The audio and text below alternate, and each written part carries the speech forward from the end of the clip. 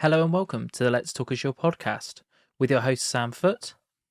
And Armstrong. If you're new here, we're a pair of Azure and Microsoft 365 focused IT security professionals. It's episode 22 of season 4. Sam and I had a recent discussion around Microsoft accreditations and how they've recently changed. Here are a few things we covered. What are Microsoft accreditations? What has changed recently around the exams for certifications? What is the new applied skills accreditation? And where do you start on your journey to becoming certified in Microsoft? We've noticed a large number of you aren't subscribed. If you do enjoy the podcast, please do consider subscribing. It would mean a lot for us for you to show the support to the show. It's a really great episode, so let's dive in. Hey Alan, how are you doing this week? Hey Sam, not doing too bad. How are you? Yeah, good, thank you. Ignite is nearly upon us. Very exciting times. Have you got everything booked and ready to go? Yeah, all travel is booked, and all activities of the week are all planned. So ready to go. Just last day of work today, and in the UK at least, and then over to Seattle. So yeah, looking forward to it. It's gonna be a lot of exciting stuff coming, I think. Nice. Yeah, it does seem to be a really good buzz around Ignite this year. Seems like there's a lot on the agenda from the tracks and everything that's there. Yeah, it feels like a bigger event to me. Yeah, well, I've definitely found out. It's the new location in Seattle as well. It's the new Summit Conference Center building, so it's definitely the next upgrade on size. So let's see how it is. Nice. So Alan, this week, Microsoft accreditations. Yeah, so we, from what I remember, or looking back at our previous episodes, I think we never did sort of one, maybe two episodes on accreditations, and I think it's quite in the early days, and there's been some new stuff coming out. So I thought it's worth doing a quick update before Ignite, and yeah, it's just not necessarily technology based, but yeah, it's more about your journey, being certified in Microsoft technology. Yeah, exactly. So yeah, should we sort of start from the beginning? Could you just give us an overview of what Microsoft accreditations are and what's sort of available there?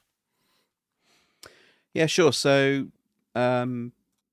you have certifications, so you can take exams and become certified in a role typed sort of role area. So this could be security operations, it could be an Azure administrator, Azure solutions architect.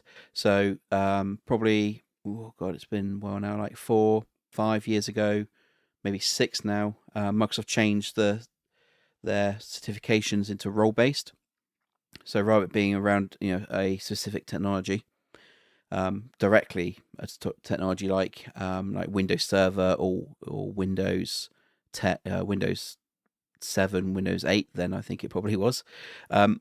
It's now based on a role, so like modern management, administration, security operations, identity and access management, that kind of thing. So you can take one, or sometimes it might be 2 exams, and then you can be accredited with a certification that then you have to renew every year, which we can go through that sort of process later. So that's been the main focus of it. But recently there has been a new one come out called Applied Skills. And we'll talk about that later, but that seems to be more hands-on. Maybe somewhere where you might start with becoming certified. And some of the other parts which are more around, I guess, the learning part, is that you can do modules on Microsoft Learn.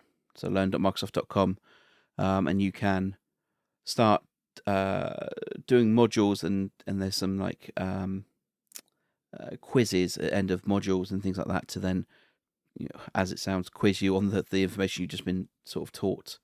So there's some small modules there. There's loads of modules, and I can't remember how many there are on the various areas. So you can start learning those small sections there, which can then help towards a applied skill or a certification. So are these sort of roles, are they sort of path based? Is it just, are there different levels of certs, and do you sort of go on a journey dependent on your job role? How is it sort of structured?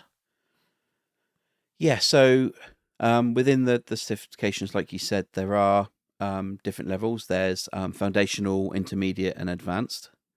Or no, changed it now, haven't they? Actually, it's like foundational, intermediate, and then sort of expert level. They kind of base it on the badges being 1 star, 2 star, 3 star, to kind of show sort of high level, what sort of skills are required, I guess. And with those ones, there are paths within sort of different areas. So within security, the exams kind of start off with SC for sort of security and compliance and identity. It's kind of the SCI sort of area. But SC 900, what's the other ones? 200, 300, 400, and the SC 100, and that's the sort of three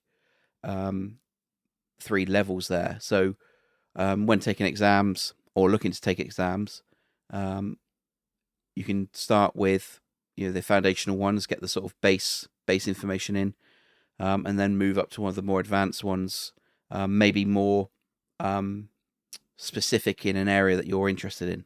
So the SC 900, for example, is a sort of general security, compliance, and identity certification at a high level.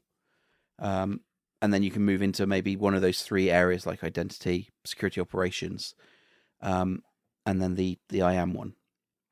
And then once you've got one of those, or all three of them, you can then look to do the SC 100, which is the cybersecurity architect, which then is a higher level. It's an expert sort of tier, and it's kind of going into, how do you solutionize the Microsoft security products into an organization. So that's kind of the three tiers for like security. There's you've got Azure, you've got Microsoft 365, you've got Dynamics, Power Platform areas, AI. There's been a load of new AI ones come out now, as that technology is, as we're in the era of AI now. So yeah, there's definitely a path there, and you don't necessarily have to stick to one path. You can dabble, I guess, in various areas like I have. But yeah. And do you find, Alan, that those roles sort of align really well to the industry? If you are if you're looking to move into one of those actual job roles, do you find that the exams that are there and the certs that are there really well align and sort of reinforce what you're doing day to day? Yeah, I mean, I can only talk like specifically for security, I guess. But yeah, the roles within those certifications and training, it is kind of the day-to-day activities you would be doing in those technologies if you're running them, from Microsoft's perspective. I guess the kind of same thing with Azure, because I've got quite a couple of the Azure ones. There are things like data administrator, things like that. So it's looking at SQL, and that, and SQL and Azure. I've not really looked at directly into the AI ones just yet, and what they sort of cover.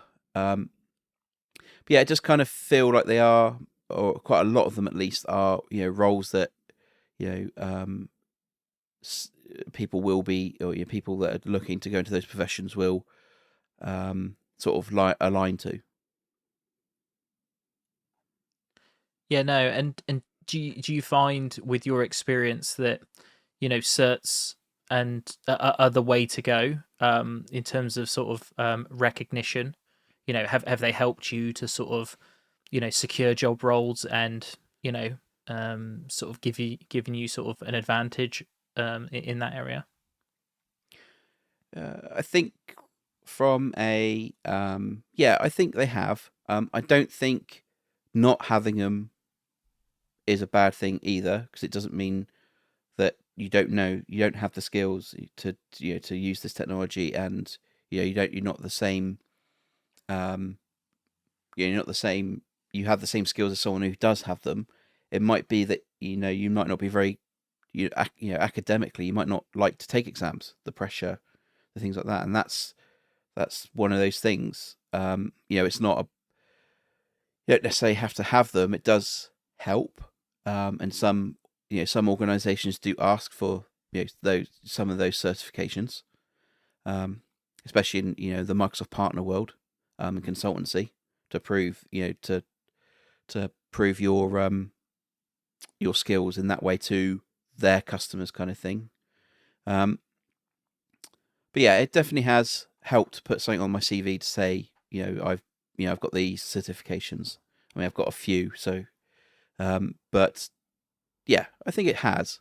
I think it's worth getting definitely a couple of, if you're looking to go into Microsoft technology, as a skill, as a product or a company that you're going to skill in, then it's definitely worth getting the at least the start off ones and maybe some of the intermediates, and then work out where you want to specialize, I guess, and then move into those areas.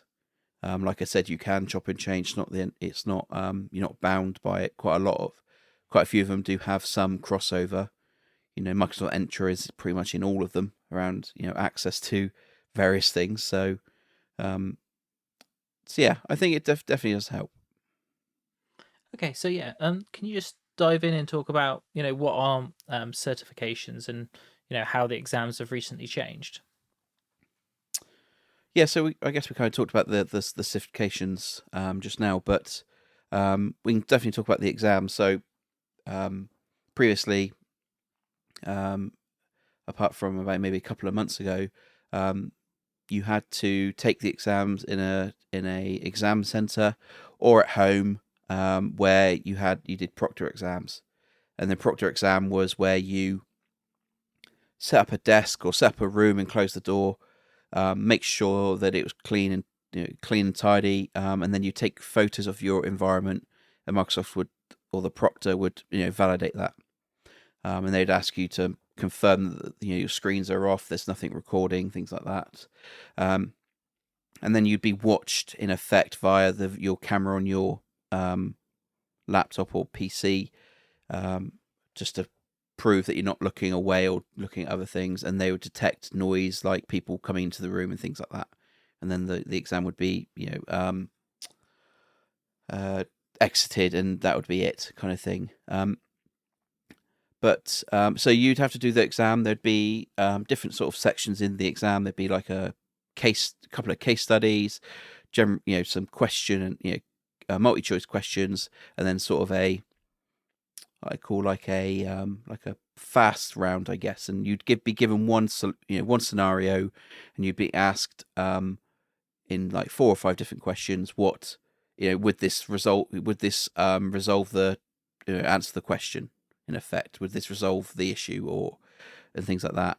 And you can only answer that question or that option once and go next, and that would be it. You couldn't go back. So and they'd ask you the same question but with a different solution. So then it gets you thinking about, did I choose the right one last? I don't know, because I can't go back. So that was kind of it, and you just in effect had to have your knowledge and not necessarily hope for the best, because hopefully you would have not crammed, but had some sessions to try and collect all that data and be prepared for it. But recently, Microsoft announced that you can now use you can now open up Microsoft Learn. So within the secure exam, it now allows you to have the Microsoft Learn page up. So now you can use that to kind of help you with some of your questions. And I think this is because some of the questions generally, are very specific about what they're asking you. And it may not be something that you do day to day. It might be the thing you do the first time you set up something, and then you never touch it again. And it's something that you'd probably, in all fairness, go and Google to go and find it out on the learn, the Microsoft Docs pages. So I think they're kind of bringing that in to get you there, to allow you to have assistance on finding that like very specific detail. But within the exam, you still need to know how the solutions work and how they, communicate with other services and things like that. So you still have to have knowledge of how they work and day-to-day use of them. So I think it's just a combination to help people with those exams. That seems a lot more realistic, right? And I haven't taken an exam open book, but I've heard that it is advantageous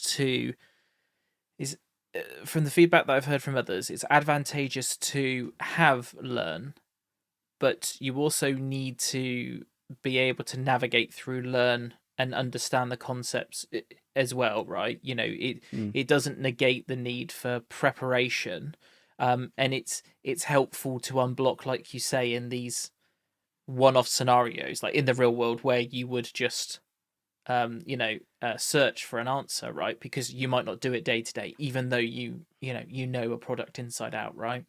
Like a certain command or some nuance of a service, right? So it feels like, to me, it's just it feels like it's going to take a level of pressure away, because you're not going to have to like brain cram everything in and miss out because you forgot something. But you're still going to need that core learning anyway. Yeah, exactly. I think I think even with some of the exams I've done, they say what's the PowerShell command to specifically to do this, and they give you four options. They all look like they could work. The terminology Yeah. of them, and you're like, I don't use this every day. I did this when I first set it up, and now I never need to use it again. And if I need it again, I'd have to go. I would have to go and find it. So things like that would be very helpful. You need to know the area that you need to go and search for. Like you said, you need to be able to navigate where you need to go to find it. So you still need, like you say, you still need, the knowledge around the products and things like that. And I think you can't navigate away from it from Learn. There's nowhere else you can go, so you can't even, you can't go off to Google to do the search to find your Learn page or anything like that. It is literally the Learn page, and you've got to navigate it. From what I've been told anyway, or seen, kind of thing. I've not actually done an exam with the open book yet. Okay, so where do you go to get started with getting recognised for your Microsoft skills? Yeah, so as we've kind of been talking, we go to learn.microsoft.com, and you can create a portal, an account on there, and create your profile, and then from there,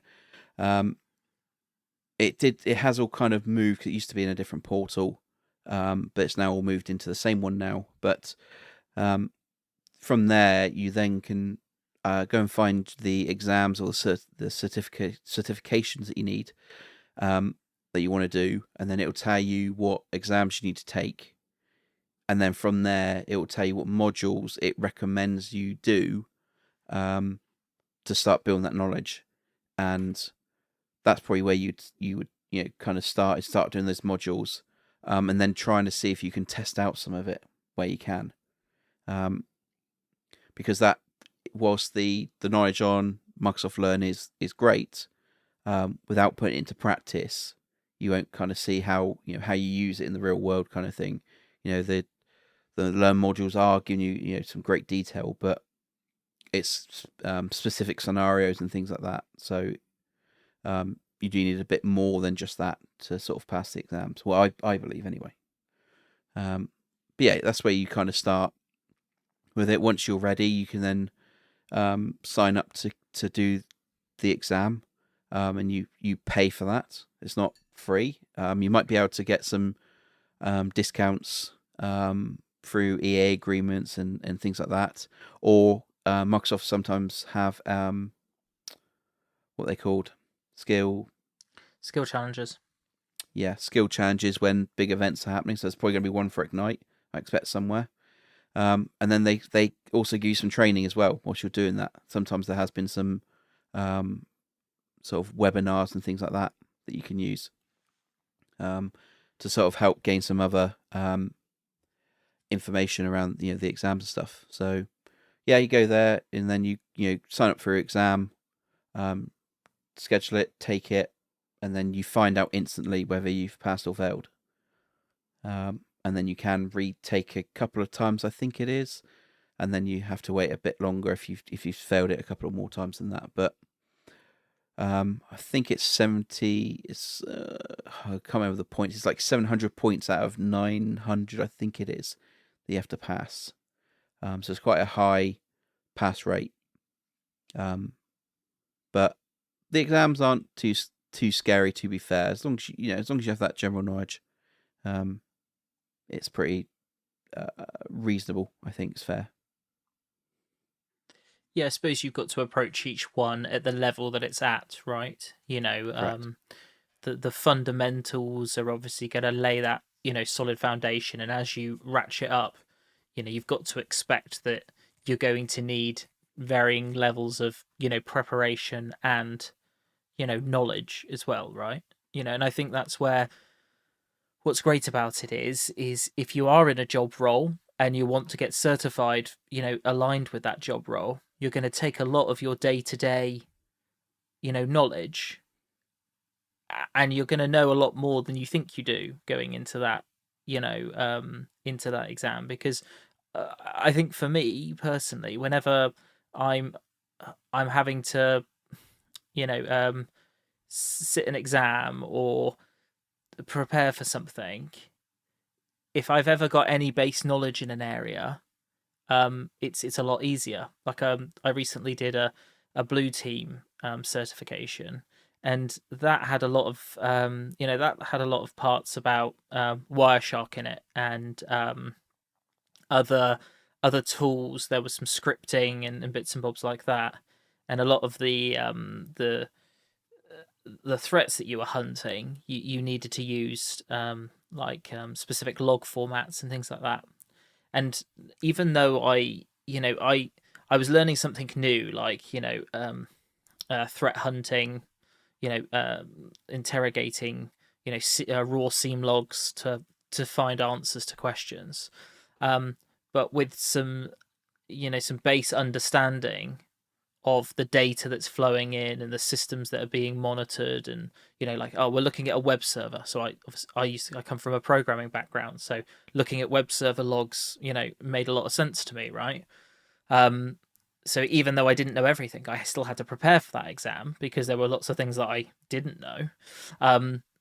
But when you do have some of that professional knowledge, even if it's not a complete coverage of it, you're going to give yourself a really big leg up. Now, you may not be in that role at the moment. You may be preparing for it, right? And I think that's where your guidance of building out development environments, having a go, testing it. I know that can sometimes be cost prohibitive, if you don't have a MSDN subscription that's giving you credit, or, it's a particularly expensive area that you're focusing on. But at least trying it out in the real world whilst you're going through that, that guidance, even if you're paying from it from another provider, like you're using like a Plural site or some other course that you've acquired. For me personally, and everybody's different. I know loads of people that can just read books and just like absorb them, right? I can't do that. I'm very practical in that way. So that would also be my sort of guidance of it, is actually work through the motions and get comfortable with it if you can.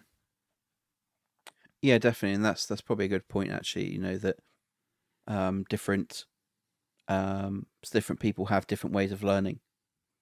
Some people might be able to consume a book, like you said, that's been created by there are some um, deep dive books out there that have been created by MVPs and Microsoft to help or people not necessarily pass the exams, but um, help understand the technologies in different areas. Um, and yeah, some people might need to go onto a course to do it. Make to be able to get that hands-on interaction and to get one not necessarily one-to-one learning, but one-to-many class learning. Yeah. And yeah, And the other people I would might say just there's an industry. Sorry, Alan. I thought there's an industry around Microsoft certs, right? They've been yeah around for such a long time.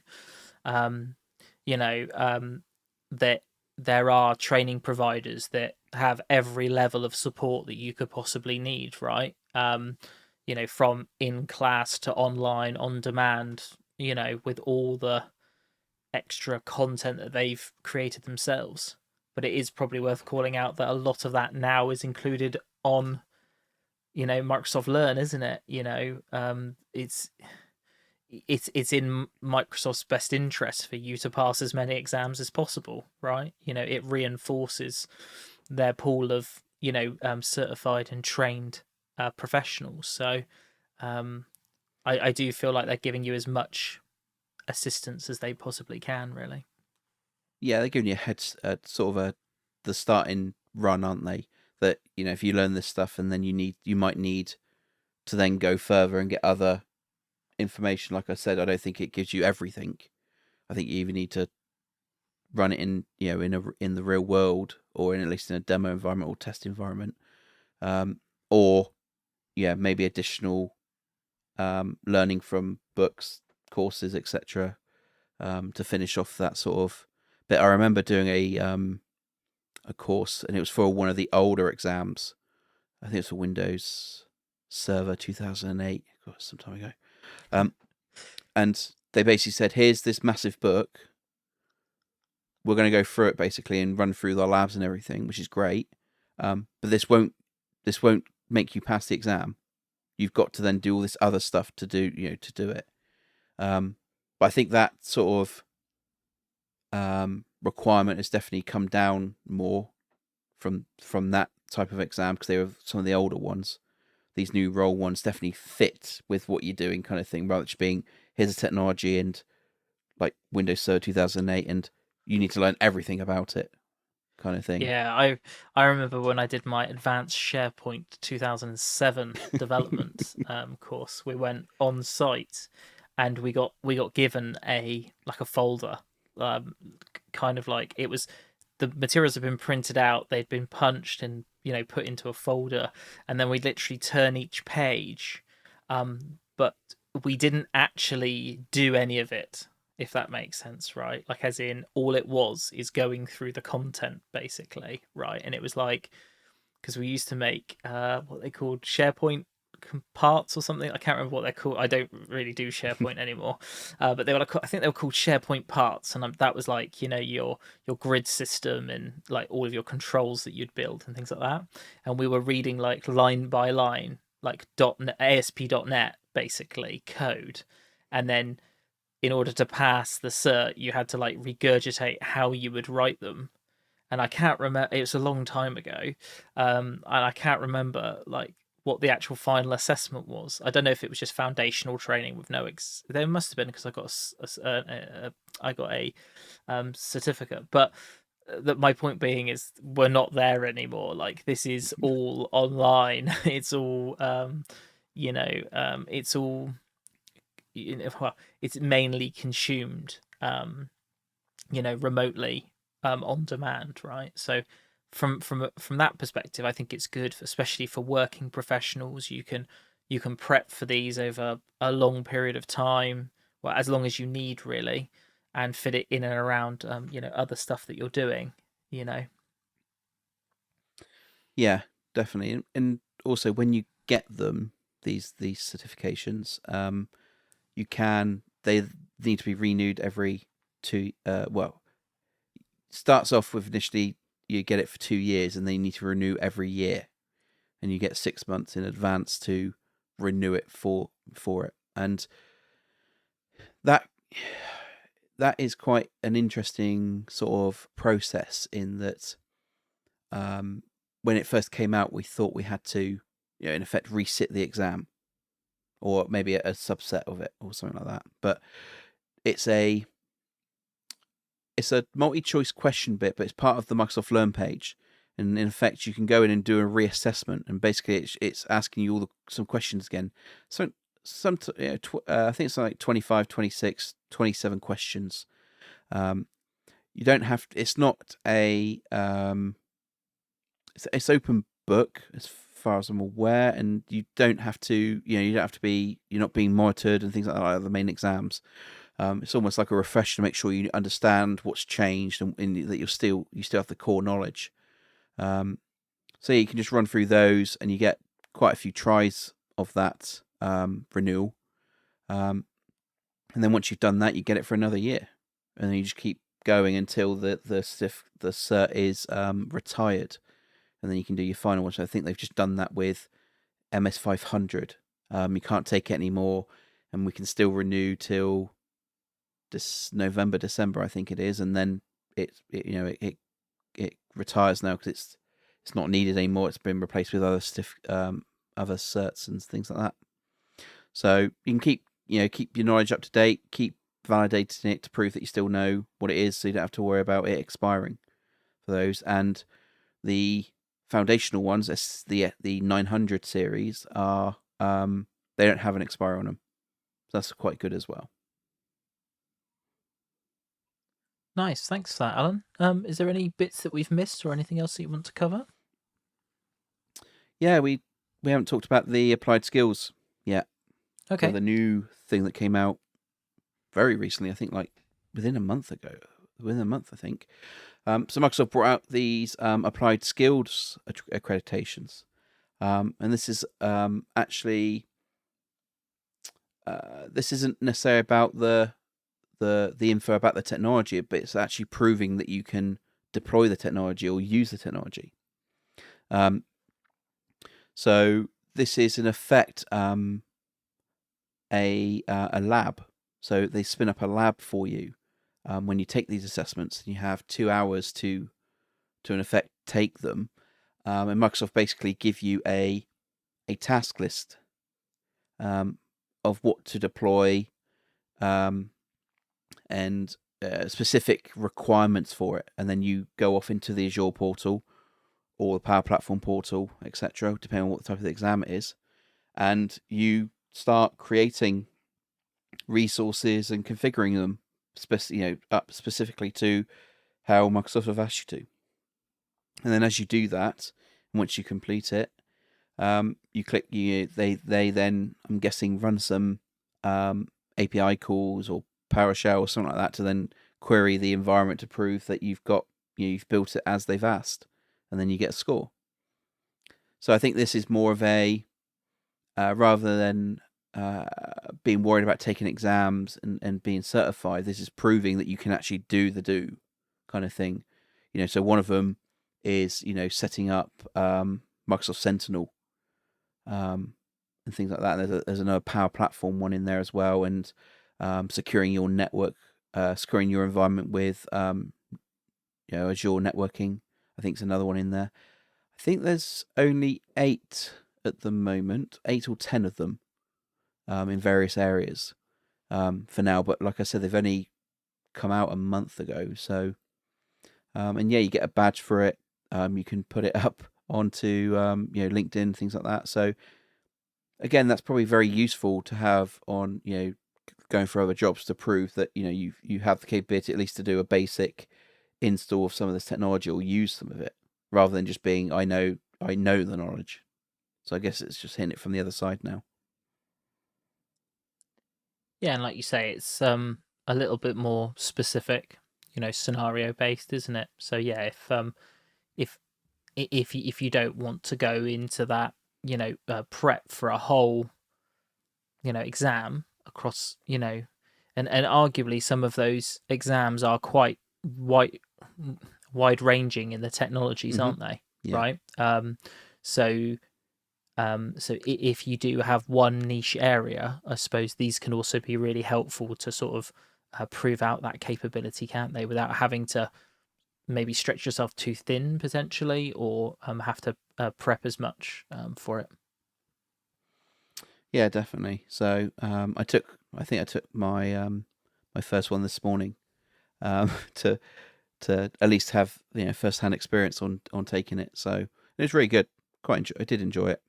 So yeah, but yeah, I don't think there's anything else around certification training. Um, as a you've got the different various ways of getting certified or accredited, including the skills, applied skills. Um, and the way you get there, I think, is based on whatever suits you and your learning sort of techniques from there. So yeah, Nice. Thanks for that, Alan. That was really good. Always good to talk about certs, and it's there's a lot to go through there. So yeah, it's a big topic. yeah, definitely. Okay, Sam. So what's next week? Next week, I'm going to be covering Azure Container Apps. There is a few different ways to do containerization and management of containers in Azure. Azure Container Apps is one of those options, and I'll take you through start to finish, especially if you're comparing different ways to to sort of deploy in Azure. I will cover that a little bit, but I may do a completely separate episode on that topic. Okay, cool. So because Ignite is next week as well, Yes. I think we're gonna try and do either a live episode or at least record whilst I'm out there at crazy night times of the day for one of us. We will try to produce something next week. That's for sure. We've got a few ideas. So it will either be an Ignite recap, either live or recorded, not sure yet. Um, or it will be Azure Container Apps, less likely that it's that. Or we may not produce anything next week until Alan's back the following week. But let's just we'll see how we go. Yeah, I think that'd be interesting, wouldn't it? Let's try and do a live one. Let's see if we can do it. Cool. Okay, so did you enjoy this episode? If so, please do consider to leave us a review on Apple or Spotify. It really helps us to reach more people like you. If you have any specific feedback or suggestions, we have a link in our show notes that you can get in contact with us. Yep, and if you've made it this far, thanks very much for listening, and we'll catch you on the next one. Yeah, thanks all.